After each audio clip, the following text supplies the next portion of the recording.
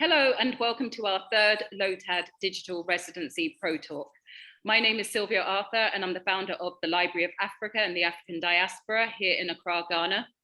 The LOATAD Digital Residency is a 5-month remote residency that brings together 3 of the most inquiring young minds in African and diaspora literature, libraries and archives in a virtual think tank to postulate new African futures using indigenous knowledge as a foundation. The residency provides an opportunity for emerging professionals in these fields to benefit from LOATAD's unique resources and community and network with professionals in related areas. Patrice Juah is an IE Foundation Humanities Prize-winning poet, international affairs and communications professional, working globally to advance girls' education and social-emotional learning, women's leadership, and youth development.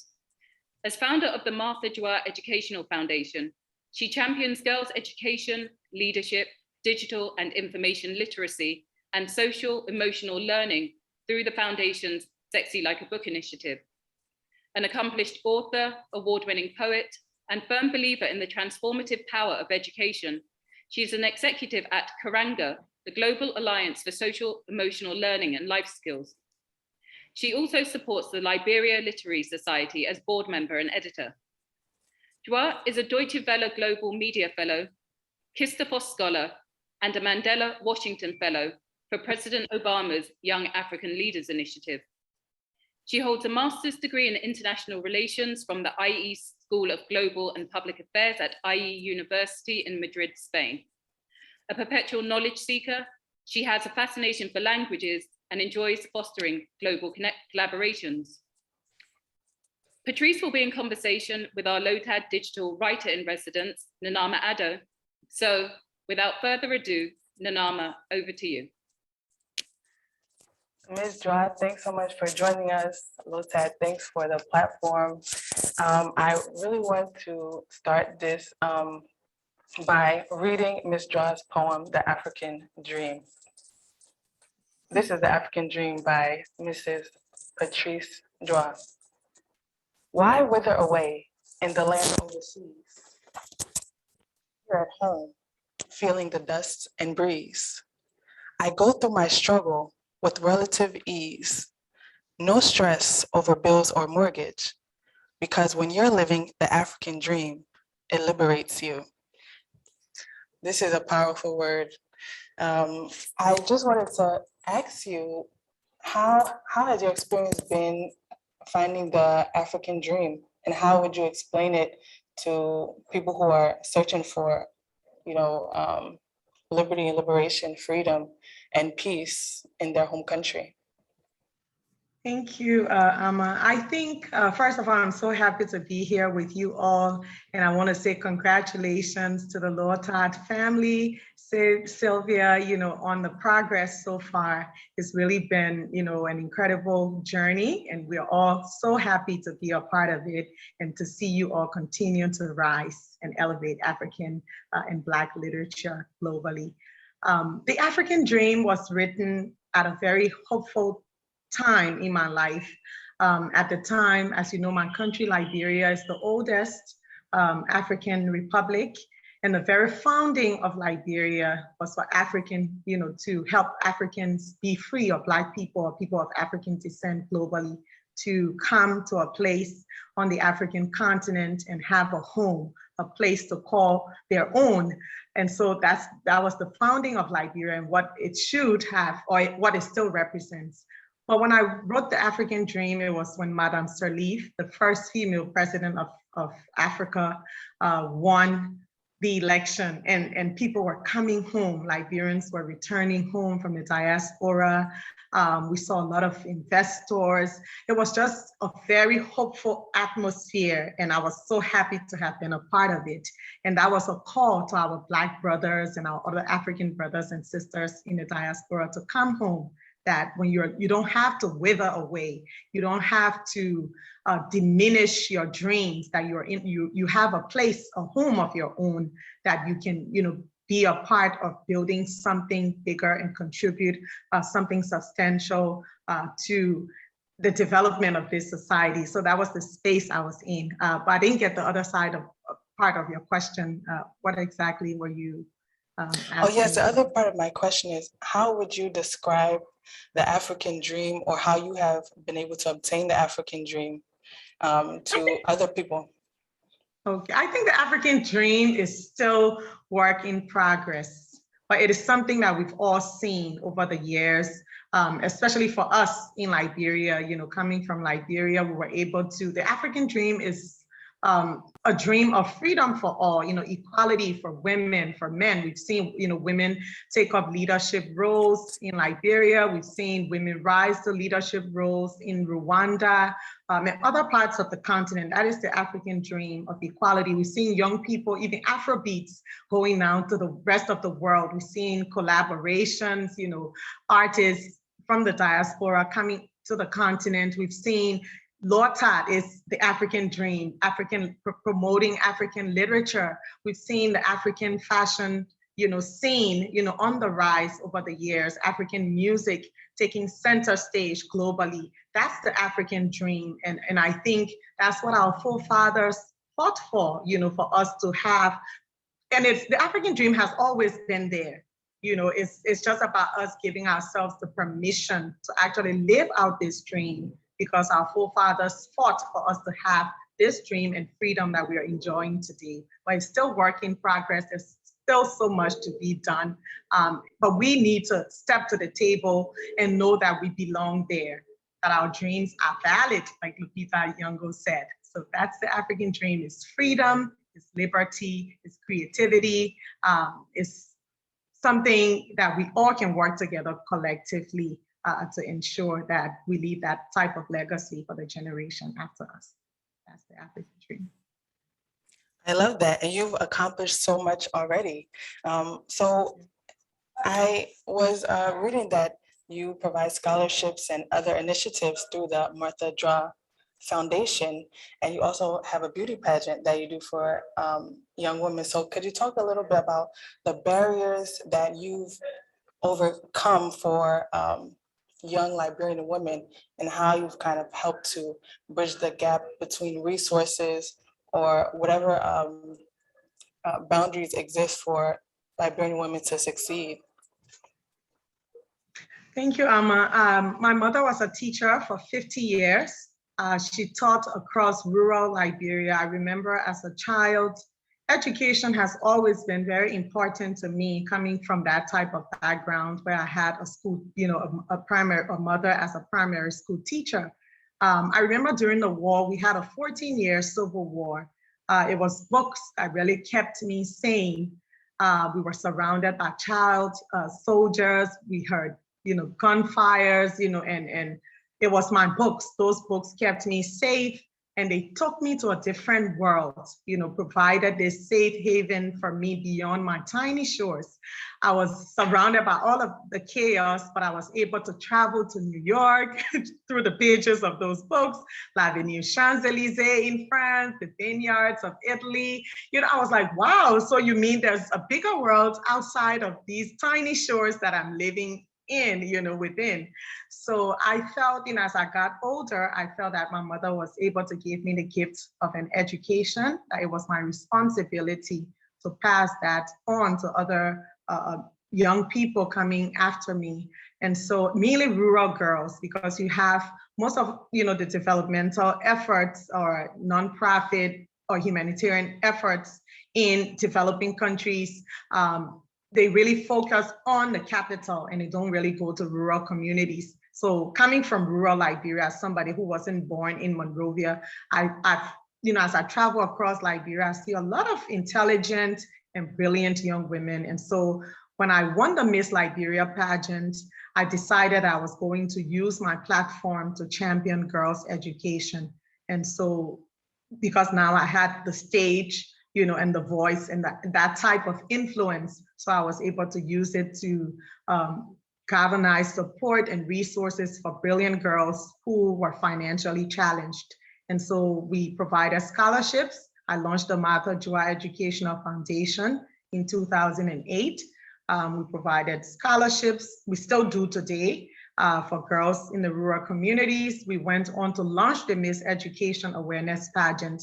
The whole idea of launching another pageant that was focused on education was to show that beauty queens are not just pretty faces, that they are ambassadors that can be used to champion, the greater good in our society, champion issues and causes that impact our communities. And so we gathered some of the most brilliant young women from the various high schools across the country. We worked with them, mentored them, and gave them scholarships, mentorship opportunities, and they each went into their various communities to become education ambassadors and mentor other young women coming after them. The initiative was acknowledged by First Lady Michelle Obama in 2014 in Washington, D.C. as an innovative approach to keeping girls in school. And over the years, it has morphed into what is now Sexy Like a Book. That, you're a beauty queen now, but what's next? You have to change your mindset around what it means to be an educated girl, what it means to be a smart and sexy girl, that you're visionary, you're outspoken, you know who you are, you're confident, indeed, you're sexy like a book.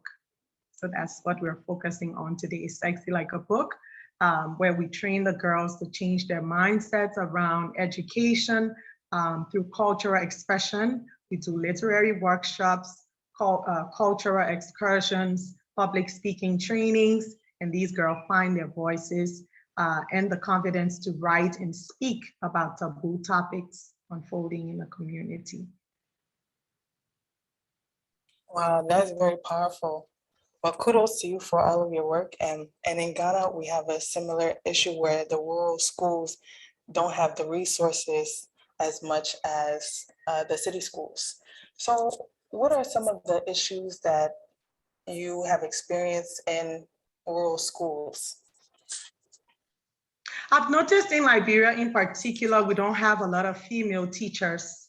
And I think as girls, go through their adolescent years, they need teachers that they can relate to or who relate to their stories and the changes they are going through. We don't have enough female teachers in those schools.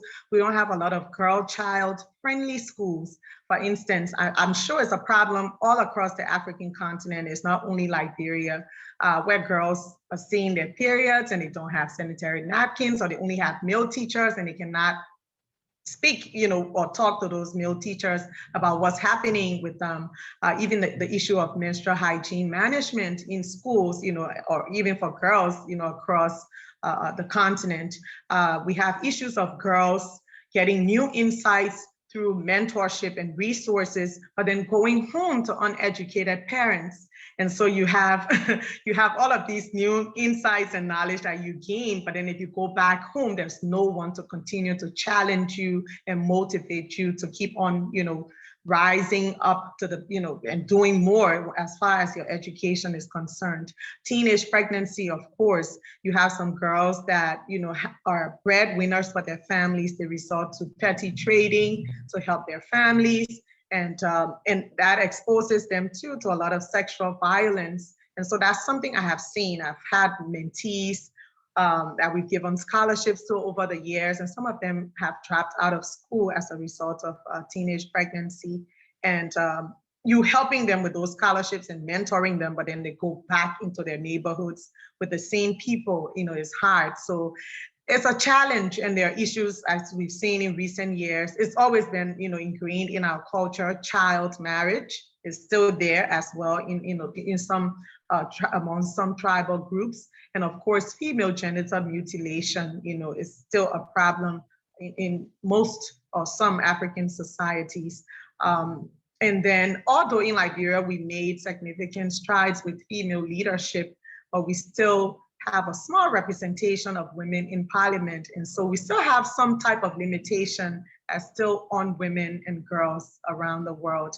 And then we have these entrenched beliefs that, patriarchal structures and cultural structures that continue to limit women's contributions and advancements in the society, and economic issues, financial constraints, and all of those things continue to pose a lot of barriers That's why social and emotional learning is important. It is something that I have been championing coming from a background where I was a child growing up in conflict. We now live in a world that is very fragile, and we keep teaching. Schools nowadays only focus on the cognitive, the academic skills, but we need more than that to survive in this 21st century, where we have complex challenges all across the board. And social emotional learning teaches, the importance of embedding academics and social skills so that you're able to rise and excel beyond the classroom, so that is what my work is about right now with Karanga, and that is Sexy Like a Book aligns perfectly with that work, and that's something I intend to continue to do beyond Liberia and the African continent. Well, awesome. We would love to have some collaboration with you in our Ghana schools. And with that, I won't ask about your secret sauce, but I will ask if you have any advice for strategies for Ghanaian change makers to do some initiatives with social and emotional learning for young girls. Yes, just like Karanga is there. The resources are there online.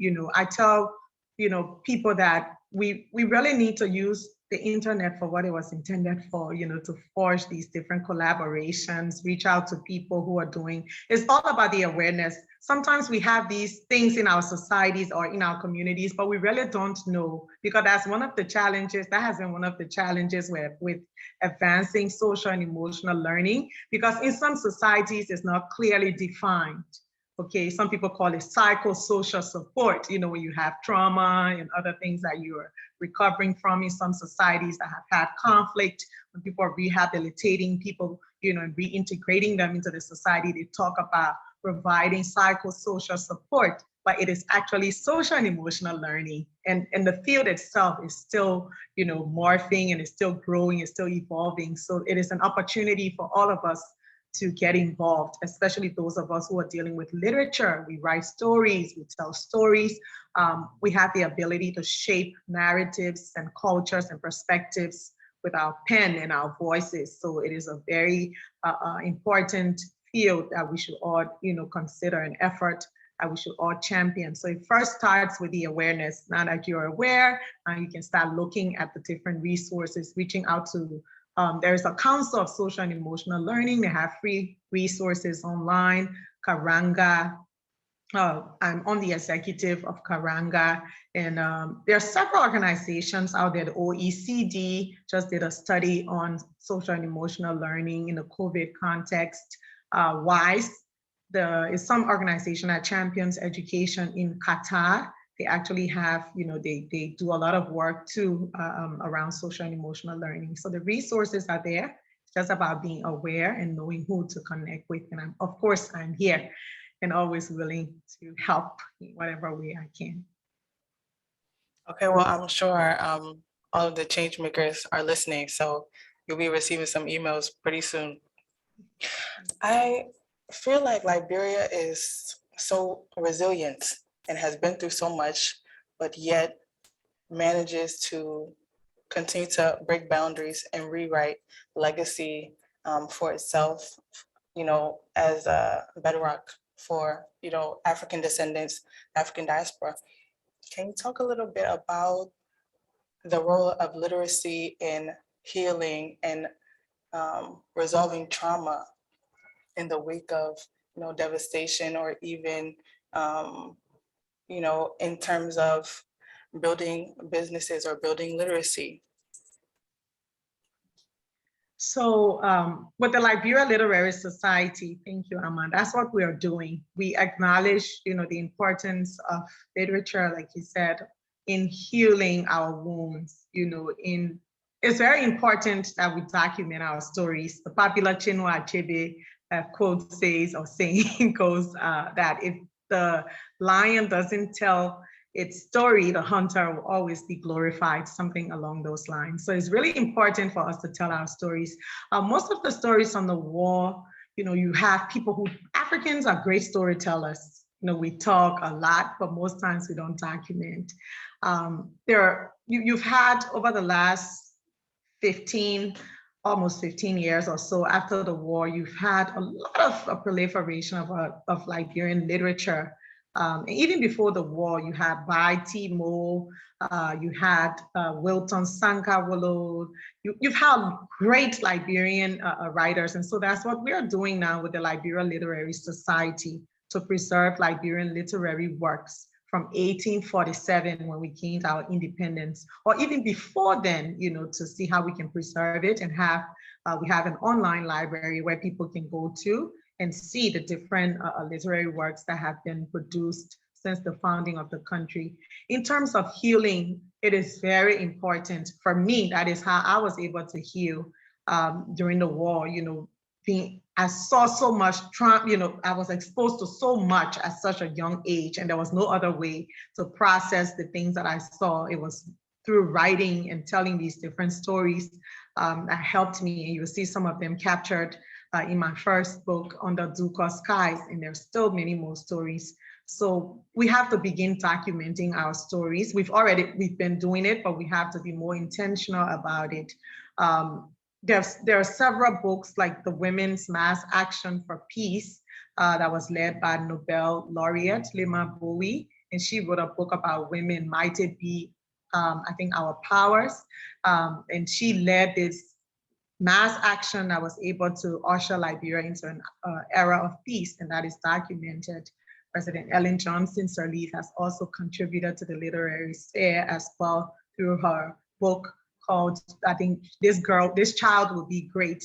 So many, Hawa Golake, Wayetu Moore, you have so many, Ophelia Lewis, Dr. Patricia Jabe Wesley. Liberians are writing, and recently there was a document that was discovered about, I think it's about 200 years old, about the land when Liberia was being sold or bought. There was some historical document that was just discovered by Liberian historian Dr. Patrick Burrows. He's been very instrumental in documenting the years before the founding fathers arrived on the land, and even that entire period. We've had Liberian historians like Dr. Joseph C. Guanu, who wrote about the first republic, Liberia before 1822 when the settlers came in, and Liberia after 1847 up until 1980. So Liberians are writing, they're writing, and it's important to tell our stories. It's important because it forges healing. When we've seen a rise in, I feel like we are going through some type of cultural renaissance, where it's not only happening in the world of literature, we have our own music scene that is thriving and doing so well. It's called hip-hop. It's a genre of music where it's a fusion of Liberian colloquial and hip-hop. So it's called hip-co, Hipco. So if you go on YouTube, you see that they're all telling beautiful stories of the new Liberia. They're all contributing to reshaping the Liberian narrative. And so, yes, this is an era where you have an emergence of fashion designers, just art, across the scene. So I think we're going through some type of renaissance. We've realized the power of literature to heal and, reunite our country. And I think we'll just continue to do more of that. Was there another layer to your question? I don't know if I heard the last part. Yeah, well, you answered my question very well, but if you'd like, you can talk a little bit more about the role of literacy in job creation or economics in Liberia versus maybe the colloquial, or is there prejudice there? Is there what? A prejudice in the business world against towards the Liberian English or Liberian colloquial? Of course there is, because Liberia is a cultural melting pot where you had people of African-American descent there, people of Caribbean descent there, then you have indigenous Liberians, you have 15 ethnic groups, and then you have our Liberian pidgin that we call colloqua, and we call it colloqua, and but I think now people are accepting of it. People are writing in colloqua now, people are singing in the vernaculars. So yeah, we've seen, we've seen a lot of activities, over the years where there's more awareness, especially when we had Madame Sirleaf as president. We had at one point a female education minister. We have several female education ministers. I've just noticed through our work, the interest, in literature in recent years. It's always been there, but in recent years, after the war, it's been, are you there? Ghana, I don't know what's going on in Ghana, but we'll continue. Please, I'm listening.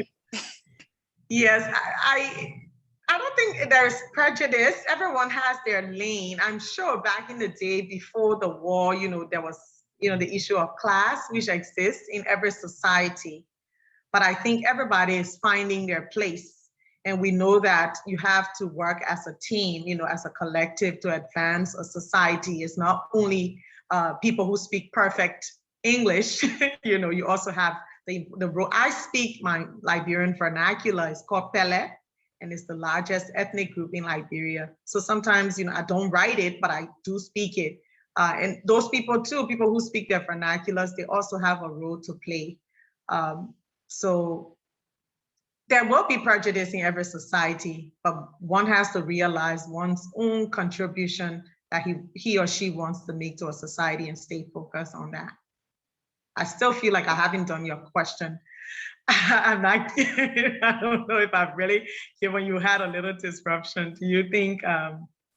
No, I think that was, yeah, I think that was great. And maybe it is a question that is continuing to be answered, because even among the residents and in our meeting, we were talking about the role of language in business development.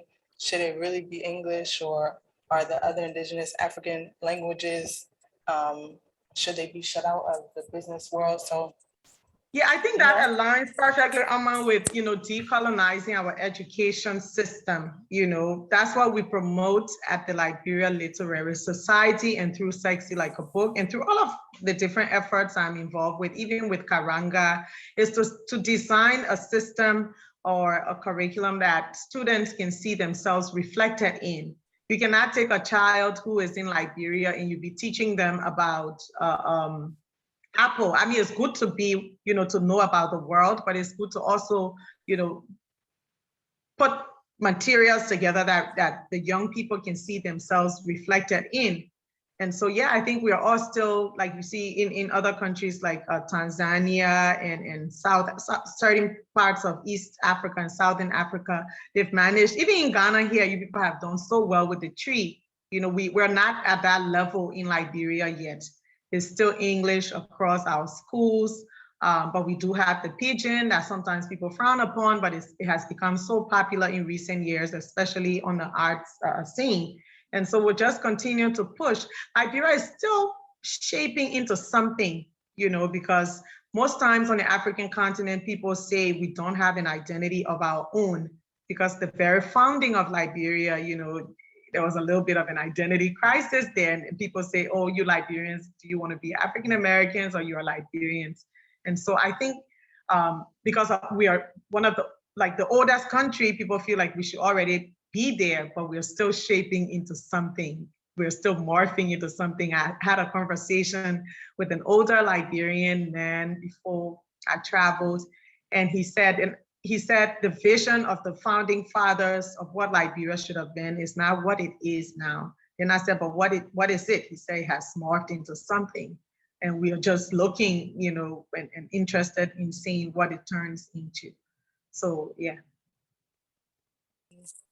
That's very interesting, but I do think that you're playing a role in the morphing and shaping. So your hand is in the pot.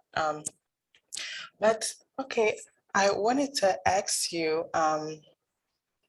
what kind of collaboration, let's say, with international organizations or even with governmental organizations, do you think will be helpful for young people?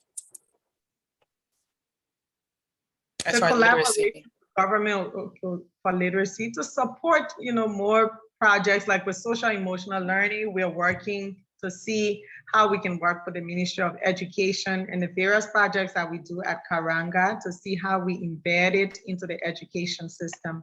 There would definitely be a need for policy changes There will be a need for, activist involvement, educators, policymakers, artisans, artists, writers, all of us, all hands on deck kind of approach. So it starts first of all with the awareness, and then engaging the right groups of people and getting everybody to get involved with it. So yes, for me, on my part, is the awareness, creating more awareness, putting forth literature and materials that reflect, the need for this, and forging more collaboration. So government has to be enlightened, to know that this is an important area. Literacy or literature in general is important for the advancement of the society. But my focus is on social and emotional learning in literature, in the educational system. And so that's what my work with Juah Educational Foundation, Sexy Like a Book, Karanga, the Liberia Literary Society. That's the work we are doing. And we just continue to see how we can partner with the right organizations by reaching out to them, helping them realize the importance of this work, showing them examples of progress that has been made in other areas. You have an organization in the Middle East that works predominantly in the Middle East called the Amal Alliance. They've been very helpful. They've done incredible work in promoting social and emotional learning and literacy. And so partnering with those organizations and just continuing to have discussions. It first starts with conversations. Conversations take time to morph into action, but it starts with having the right conversations. So that's why this right here today is very important. So yes, it starts with conversations and taking action. So that's what we need to do. Awesome. So you've been able to, sustain yourself through your work. You've created literary products that you're able to monetize. Do you have any advice for young African writers on monetizing their work or sustaining themselves through their craft or their creativity or storytelling? I think, first, when I first started writing, it wasn't something I was thinking. I wasn't thinking about the money-making side of it initially. I'll be honest with you. It's just something, the passion strikes and then you just want to do it. The creativity strikes and you're on fire and you want to do it. But with time, you realize that to continue with, the work, you also need funding, you also need support, you also need resources. And so one advice I would give, one of the things also with making money from one's writing or art is that you have to balance it because it will drain you sometimes. I find out that when I'm writing creatively, I have more energy and more passion, more enthusiasm than when I'm writing for money. Okay, so what I do most times is I write a lot of articles, and different, things for different magazines or platforms, or development organizations. And that's how I'm able to, make some money out of the writing. But when it comes to my creative writing, whether it's poetry or essay or an essay or something creative, I'm really careful about that space. If money comes from it, it comes from it. But I would advise young, and emerging writers to explore other avenues. At the fact that you're a poet or, you're an essayist, you don't have to just be confined to that one particular area, especially if you intend to benefit or profit from your writing. Are you there? Yeah, I'm here. I'm listening. I can see you. That's why, sorry. Yes, so yeah, my writing is a spiritual thing for me, although I would advise people, like I said, to benefit from it, but you have to explore other avenues to use your writing to profit from it.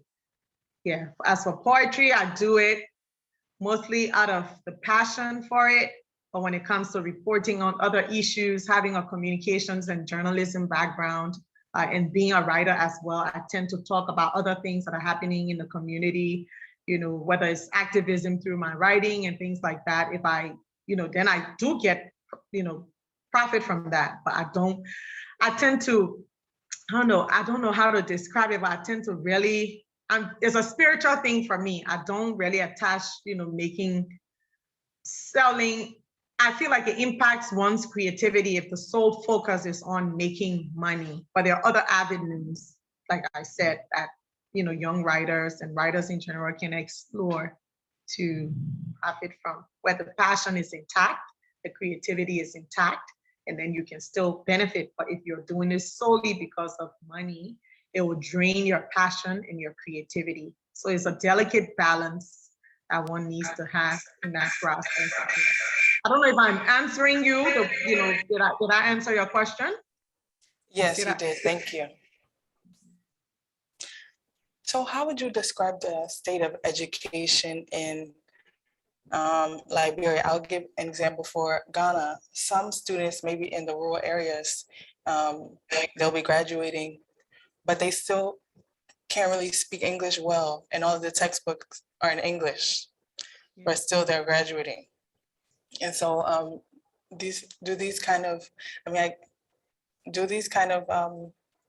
how is Liberia doing in terms of, the education system? Well, when Madame Sirleaf became president in 2005, she described Liberian education as a mess at the time.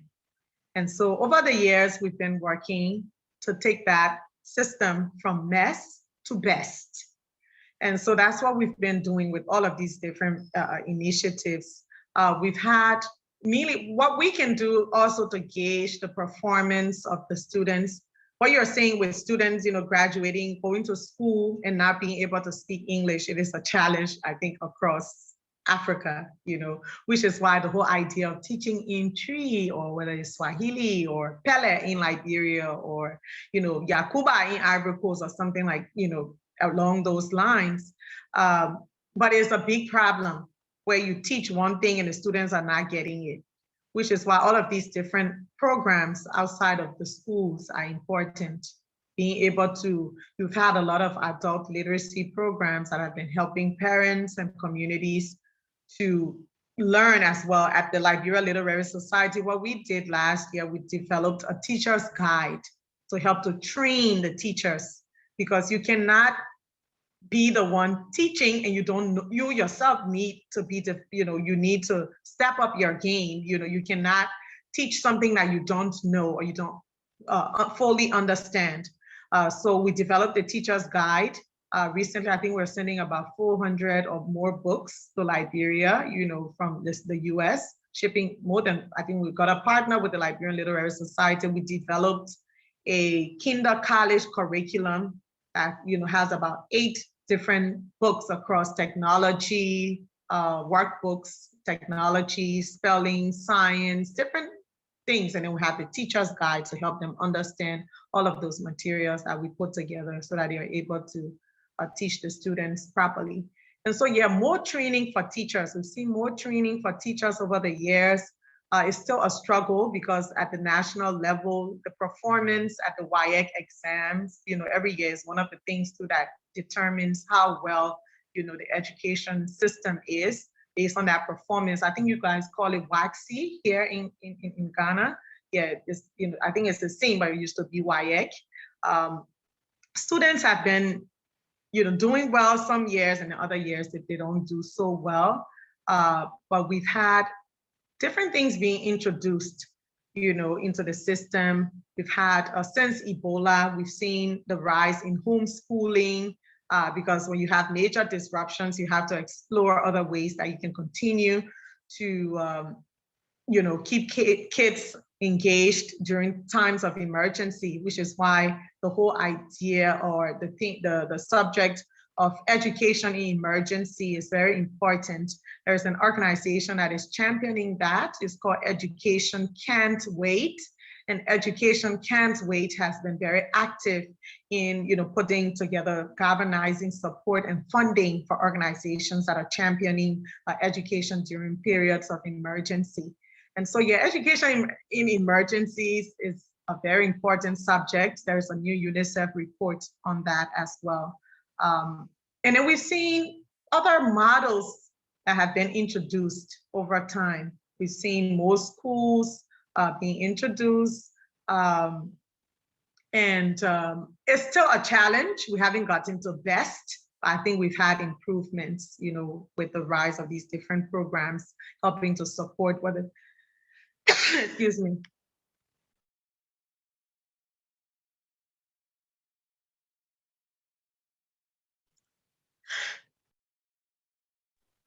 Sorry.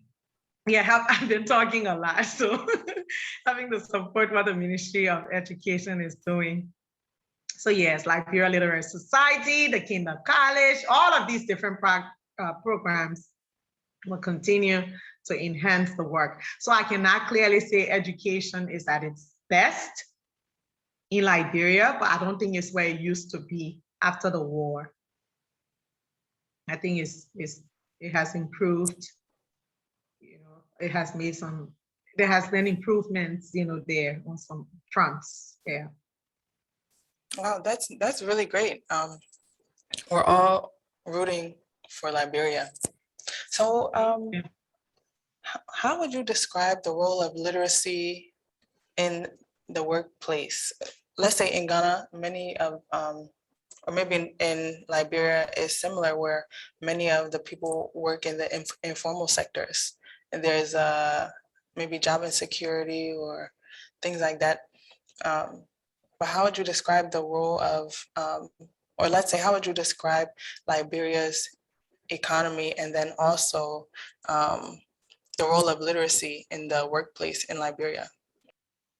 The Liberian economy, before the war, the economy was driven primarily by export and, you know, rubber. We were the largest rubber producer in Africa. We have one of the largest rubber plantations in Liberia, the Firestone Rubber Company.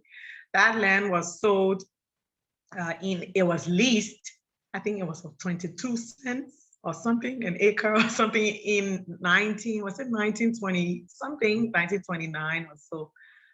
So yes, Liberia produced iron ore, you know, gold, but mostly rubber, you know, rubber and iron ore. And then after the war, you know, timber and all of that. But after the war, the economy was really driven by aid. Okay, yeah, where you're receiving, you know, aid. Our debt, most of our debt, you know, was waived during Madame Sirleaf's administration. But we've seen the country, it's hard to talk about Liberia during these days these times, you know, when it's still, the economy is not doing too well. Yes, the economy is not doing well, but like one of the fronts that I can say Liberia is doing well on is, you know, literacy. You have more people going to school these days, graduating. You have a lot of graduates. It's still hard to get jobs because it's a small country of 4.5 million people. Jobs aren't as plentiful. And then we had a huge expat community because of the war and the influx of you know, investors into the country. But then during the Ebola outbreak, a lot of those investors left. And then you had a massive UN peacekeeping troop drawdown in 2016. And so, yeah, that was really, we had, you know, it's still a peaceful country after the war, but we had a thing where it felt like the country was doing well economically, but when the UN peacekeeping force left, we realized that the economy was really fragile and mostly driven by those, you know, expats and troops and other, you know, investors that were in the country. And so, but in recent years, I've seen a lot of young people who have been creating their own businesses, like Mahmoud Johnson. What he's doing right now, he has a company called Kernel Fresh, where he uses palm kernel to make cosmetics, hair products, skincare products. He's employing other young Liberians. We've seen there's a business called the Cook Shop Biz, where they are an online business that they do delivery and offer food. It's a digital food service company online. We've seen a lot of young people are creating different things, and I'm really impressed with that, to see young people innovating and rising up in that manner. The economy is still challenged, but I think with, this digital revolution that we have, going on, young people are able to access different platforms and opportunities, and they're seeing what their peers are doing in other parts of the world and on the continent. And so they're really stepping up, and doing a lot of things, and projects. So literacy is very important for the workforce. And I think we've seen improvements since the war. We have, I think, a 65% youth population, and I'm always interested in seeing what the young people are doing, especially across the African continent, where our youth population is at 77%. The youngest population that, of course, has its own challenges, but offers so much promise. So we can just hope that whatever they're doing, that they can continue to have access to the different resources that they're gaining access to as a result of the internet, continue to forge these different partnerships, and also change their mindsets around support, because sometimes some young people have innovative ideas and they're waiting for government support. When I was Miss Liberia, it was something that people were like, oh, the government should support you, the government should support you. But if we sit around and wait for the government, of course, the government has to provide an enabling environment for us to do all of the different things that we do and provide, the foundation on which we build all of these different things. But you cannot sit and wait for the government to come and put your water in the bathroom, put your pot on the coal pot, put the charcoal and light the fire for you. You have to at least do something. And I think we just need to I work a lot with young people, which is why I keep mentioning them, is to awaken them to the power and the potential that they have, and inspiring them to make bold moves, that you can. I grew up during Liberia, during a civil war, when there were so many challenges around me. Most of my friends or peers fell along the wayside. I could have allowed that to keep me down.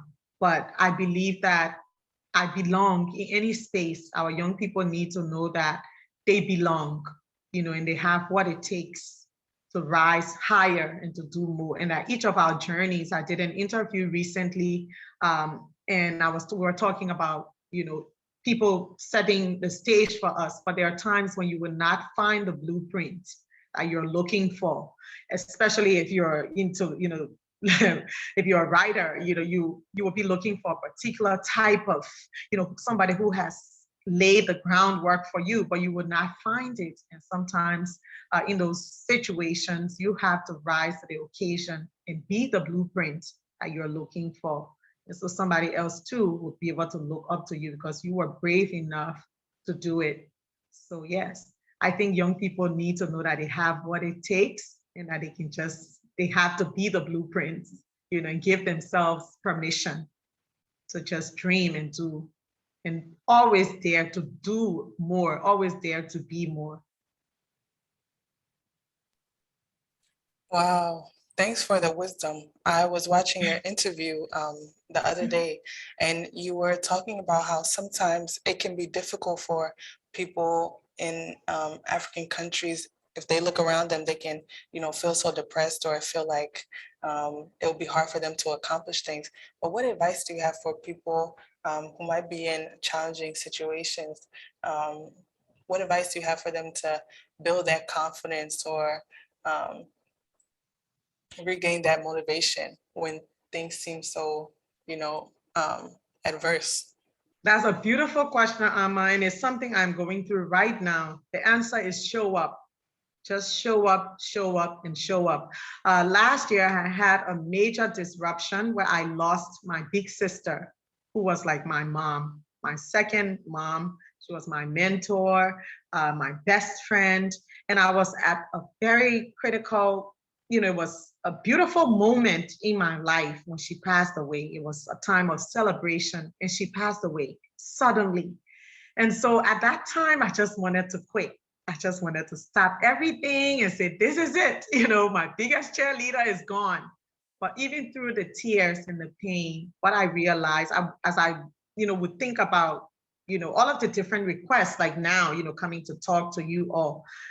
Initially, I just wanted to say no to everything. But as those requests started coming, I started to think about what I'm called to do, and that, how I'm feeling is bigger, and I'm not trying to sound, philosophical or anything, but I just feel like showing up really has helped me in my journey to recovery and healing. And so I would cry, but then I would still show up. If there was a conference, I would go there and speak. And I realized as I started to do it, I started getting stronger day by day. So in the moment when you're going through it, you would think that you're the only one dealing with it and I would never go away. But the more you show up, the stronger you become and the more opportunities you will get as you put your work out there. And we need to overcome this idea of being perfect. Coming from a recovering perfectionist, we artists, and creatives, we want everything to be perfect before we put it into the world. We need to overcome that. If you're led to do something, sometimes it's a project in season. It's meant for that period to impact a particular life within that time frame. You have to release it and let it go into the world. And it will develop and morph into something beautiful or something, but you journey with it and just let it go. So those are the things that, I do. And of course, prayer, whatever that means to you, because in the early days of my grief, I couldn't pray. I found it so hard to say anything to God. And so I had a different type of prayer. The fact that I would open my two eyes every morning, those were my own, that was my way of praying. That, okay, God, I see you. You've opened my eyes this morning. I'm able to breathe. I can still feel that, and I can see every day. And then I started listening to gospel music. I was like, okay, whatever they're saying in the songs, that's what I'm saying to you. Although I can't find the words to say to you. So showing up, being, grounded in your faith, and always asking, being able to ask and never feeling intimidated by anybody, that if somebody is even a president, you too, you belong and you have something valuable to offer. And I wish young people must learn to go into spaces, learning how to, knowing that they have something to bring, something to offer, something valuable to bring to different interactions.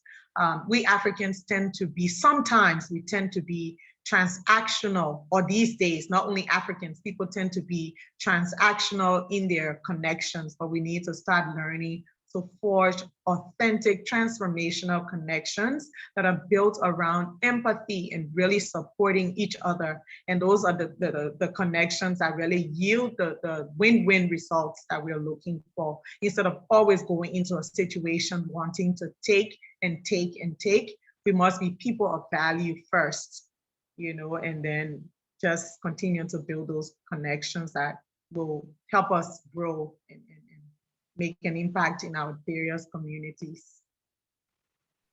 Wow. Well, thanks so much for being vulnerable with us. We're with you in the time of your sister's transition. I know she's watching and protecting you right now. And thanks so much for your time. We're so grateful to be able to experience you in all of your glory. But before we go, we would like to ask, how can we connect with your work or learn more about the things you do, or buy your books and things like that? Thank you so much, Amma, for having me. I hope I did the conversation justice, because it was so rich and it has so many different angles. And we could sit here all day and just talk and talk and talk. It's truly been an enriching experience and learning experience for me as well. So thank you too for this beautiful and powerful interview. To stay in touch or to support my work, my books under Duka Skies.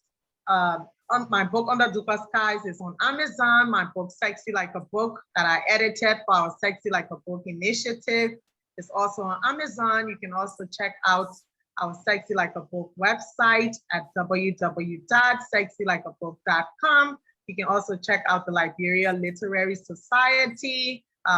You can check out our kinder college projects, where we are helping to provide culturally relevant books for Liberian children. And I'm across all social platforms at Patrice, Juah, LinkedIn, Twitter, Facebook, Instagram, and Clubhouse. So that's how you can stay in touch and support our work. And to all of the residents, thank you so much for the great work that you do, and congratulations. Thank you so much. And I say thank you to Nanama for such excellent questions in this conversation. Thank you to Patrice for such excellent answers to excellent questions in this conversation. As Nanama said, you know, I think you gave very honest and refreshing and engaging responses, and we are grateful for that. And I'm sure everybody is inspired and has learned from things that you've said. To kind of reiterate what Patrice said, these are her books here in the library. You can also get them on Amazon. If we could all please just give a round of applause for Patrice.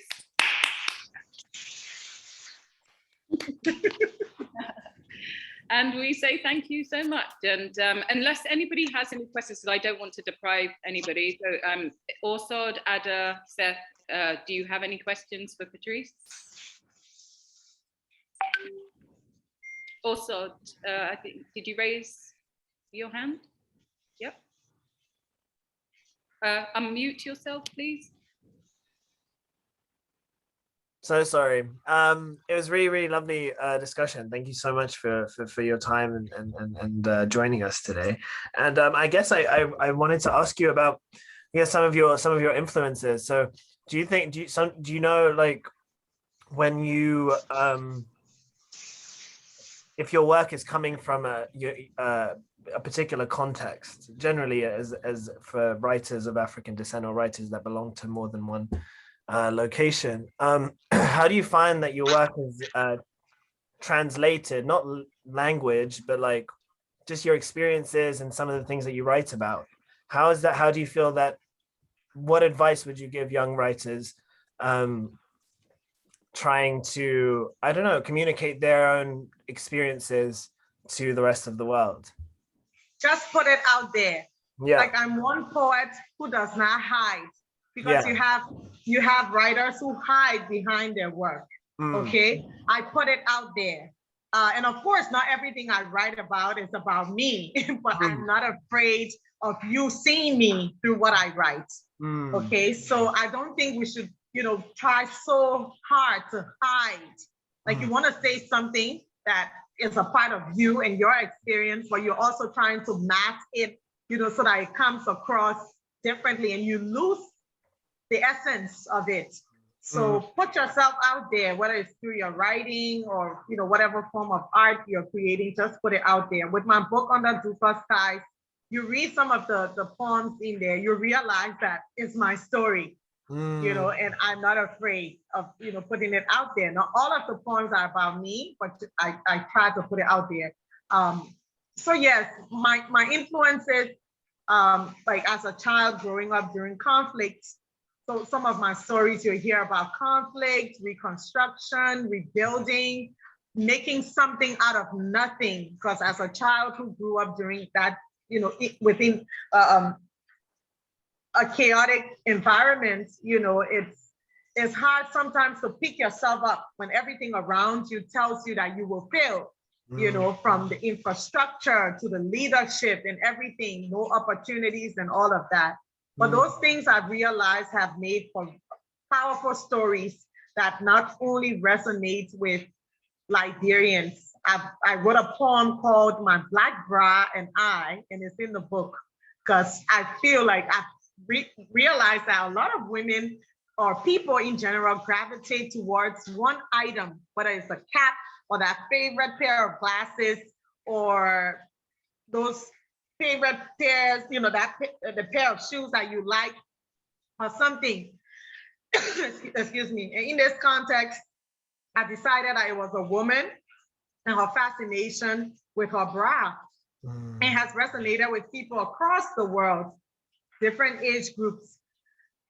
Sorry, in my mind, I was writing about a bra but someone wrote me from Hong Kong and said it inspired their confidence, body positivity, that, they can put themselves out there. Another older lady said, wow, my Black bride, like the relationship this person has with this.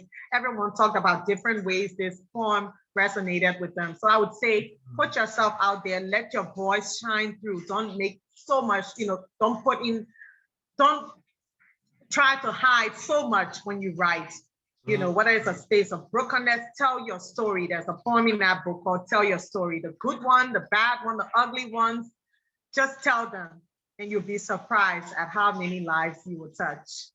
Thank you and the so difference much. you will make. Yeah. So that was an amazing, an incredible response. I have one more question. Is that okay? Do you have time? Go ahead. Oh, I have time. It's raining outside, so we can hear the noise.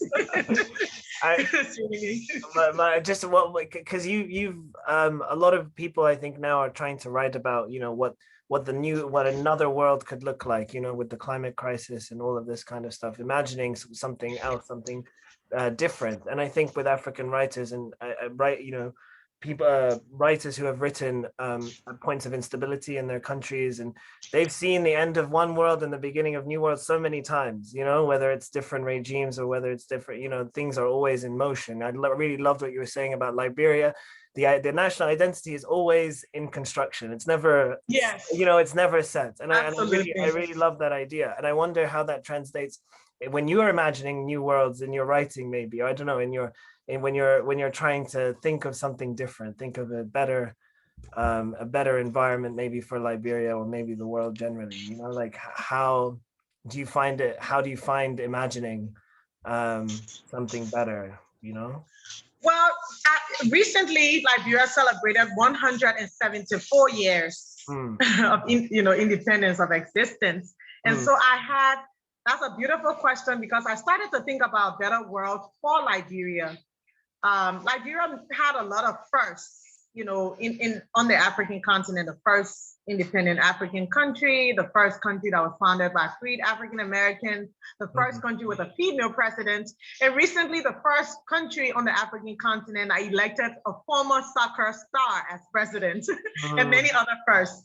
Yes, so I started to think about all of the contributions. What is now the African Union? It used to be the Organization of African Unity, and the declaration for the formation of that Organization of African Unity was signed in Liberia, back in the day. We have stories of Nina Simone in the 70s. She used to go to Liberia to party. She would go and just stand on the tables and dance. She was so fond of Liberia and spoke so passionately about her days in Liberia in the 70s. She even made a song called Liberian Calypso. And so Michael Jackson, we don't know if the song was actually about Liberian girl, but he made a song called Liberian Girl. And Hugh Masekela, during apartheid, he was also in Liberia. So Liberia was founded to be a home for people, land of liberty, where people will come to and feel free. But because of the war, we were stripped of that glory, that we once had. And so in recent years, I've been thinking about it, and on Liberia's 174th independence anniversary, I began to think about the new Liberia in 3 steps. So remembering Liberia, not remembering Liberia to stay there, because there's a saying about nostalgia that is a dirty old liar that makes you feel like the past was more glorious than it actually was. So sometimes, we listen to the old people like me. I didn't see Liberia before the war because I was very little. So I can't tell you, but you have the older people who experienced pre-war Liberia who tell you, oh my God, it was so beautiful. It used to be called Little America. Everybody was here. People wanted to go to school here. And that's true. There's a lot of truth to that as well. But some of the challenges that we currently have, there were still some of those challenges in Liberia before the war. So my thing is, remember Liberia. So remembering Liberia, the good, all of the first, all of the contributions to Africa, but not staying there. Remembering Liberia and then unmasking Liberia, okay? What are those things that we've done that have kept us where we are? being able to have those hard conversations about our leaders, about what we've done with the resources, about the war and the different warring factions that led to that war, and what did we gain as a result of destroying ourselves and our country for 14 years? How do we hold those people accountable? You know, unmasking those different things, you know, those cultural norms and values that continue to keep us where we are. So remembering Liberia first for all of its contributions to glory days, unmasking Liberia because of course we are stuck in a way, and then reimagining Liberia. As you said, we are still we are still evolving and all of that. How do we remember? How do we unmask? And how do we reimagine? So those are my 3 steps. I'm still working on that and I will share. And it's also a framework for us to use too, to examine our art, you know, our different works.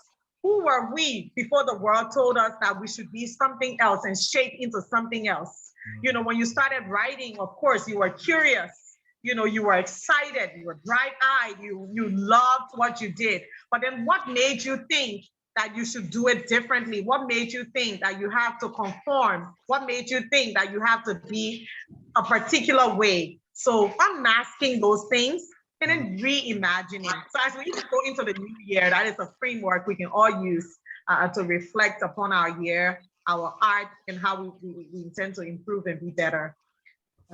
Thank you. Yeah. I have a question. Thank you. Okay, so Patrice, first of all, I must commend you. I love the work you're doing and it's awesome. So I wish you the best, really, because I know it's not easy, especially when it comes to literacy sector and literary sector. But so one question I have to ask, because it's obvious that you do a lot. So my question is, how do you handle fatigue? Because I've realized that for a lot of creative people, they handle fatigue differently. Some people say it boosts their creativity. Some people say it dampens their creative spirits. So I would like to know how you've been able to manage, because obviously the work you do is quite big. So how do you manage, you know, handling the work you do and your creativity? Okay, you're saying the work that I do and my creativity, right? Yeah. The thing is, I try to, which is something I get criticized for a lot. That's a good question. Because those of us who are creatives, I try to, what I've been doing over the years, when I participated in the Mandela Washington Fellowship, there was a question called the essential question. And that question is a question that you wouldn't necessarily have an answer for at the beginning of the fellowship, but then at the end, through all of the trainings and the networking and the seminars and everything, you would at least be close to answering that. And so my essential question, as somebody who's not only creative, but also multifaceted, you know, doing a lot of things, whether it's the writing, the fashion, the designing, the advocacy, the communications, the international affairs, all these different things, the poetry and whatnot. Growing up, I was always criticized for that. You know, this girl wants to be into everything. You know, she wants to be into the public speaking, she wants to be into this. And although I liked it, you know, opened so many doors for me, but I always felt like, do I need to be less off?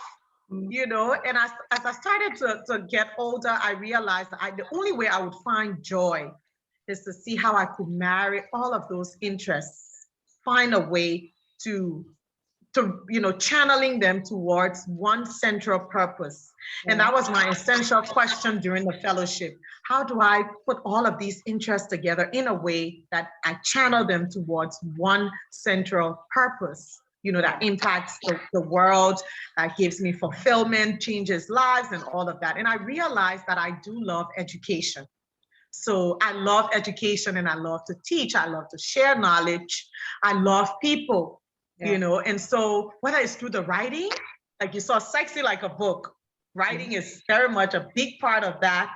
Public speaking with the girls, mentoring them, Juah Educational Foundation, education, mentorship, all of the different things that I like. Karanga, social and emotional learning, advocacy, the writing is also a piece of that. And so through asking that essential question over the years, it has helped me to really, you know, find the balance, like you said, the writing Yeah. my work and the creativity, whether it's the international affairs, even now I've been thinking more about how do I incorporate poetry into everything that I do, whether I'm speaking at the UN. Can I bring my poetry with me to the UN? Yes, I can. Like I said, if we cannot find the blueprint, we have to be the blueprint. Who said our work was invalid? So yes, it's possible to balance the two, but you just need to know that they are not separate. They are part of who you are, and they are valid and equally important. Everything that you do, whether it's your work or your writing, they're all your vocation, and they're very important. Yeah. So I think it was a struggle. I didn't get there easily. I'm still on a journey, but I think now I'm more at peace knowing that this is what I'm called to do. Okay. So what did you do to unwind? What do I do to unwind? Girl, I'm still working on that. I tend to be somebody who's always busy. I'm a busybody. I don't even sleep well, to be honest. And then as somebody who started dealing with grief, recently, my writing used to be very therapeutic for me over the years. As a child growing up during a civil war, I would always write to find some type of healing. But then as I was dealing with grief, I found that most of the things that I enjoyed doing, I didn't enjoy doing them as much. And so now the state I'm in is a type of flow state, right? Because when somebody dies from you, I'm not trying to dampen our mood here, but I'm just sharing what I've gone through. When you lose a loved one, you realize that you have no control. So as somebody who always wants things to be perfect and always is busy, and just doing and doing, getting things done, it has helped me to relax a little more. Not relax because I'm happy, but just relinquish that type of control that you can do, but there is an extent to which you can. You cannot bring a human life back. So I'm in a flow state where I am still doing. I'm still very much active with the different things that I do, but I'm just letting things flow and not be so hard on myself. So what I do for fun, I'm still discovering it. I want to learn how to dance salsa. And I just I'm an Afrobeats enthusiast. So I collect Afrobeats, always collecting new Afrobeat sounds here and there. I do read for fun. And what I'm doing here is one of the things that I do for fun. I love sharing knowledge and meeting brilliant and interesting young minds and people. So that's what I do for fun. So we're still redefining and trying to discover what we do for fun. That's great. You're doing great. Okay, thank you. So does anybody have any last questions for Patrice, since we're well over time, and we thank you for spending more time with us. No problem.